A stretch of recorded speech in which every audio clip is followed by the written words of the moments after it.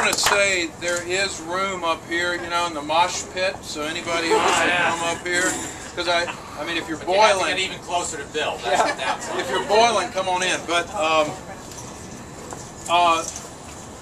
originally, the AUL intervened in these companion cases on behalf of 3 legislators.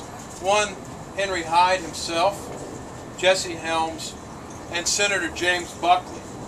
Now, the whole, as you know, the whole fight over health care reform that's ongoing, but which unfortunately we lost the first round of, was all about the Hyde Amendment. And does the Hyde Amendment apply? Do the principles of the Hyde Amendment apply?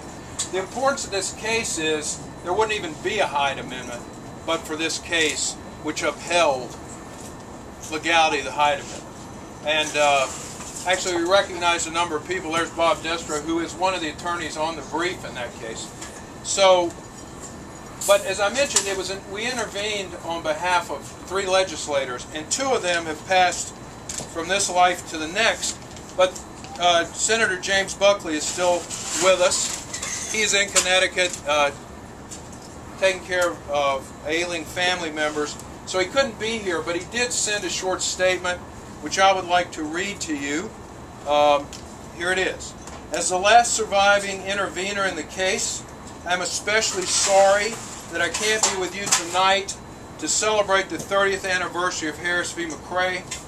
It was an all too rare victory in the ongoing struggle to protect unborn life. What we are really celebrating, however, is the legislation that was the subject of the case, the Hyde Amendment.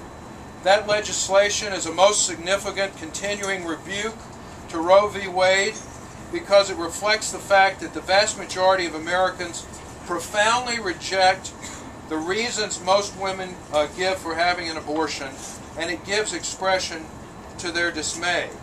The Hyde Amendment, of course, forbids the federal funding of abortions only in the United States. It took another executive action, Ronald Reagan's action to be specific, to apply the principle of the use of American taxpayer to the use of American taxpayer money abroad.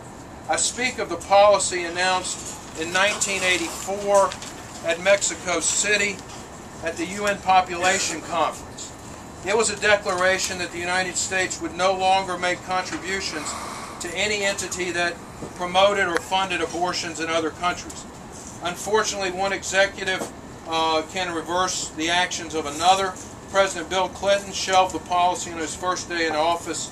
His successor, George Bush, restored it shortly after he assumed the presidency, and it took his successor, Barack Obama, only 2 days to banish it again.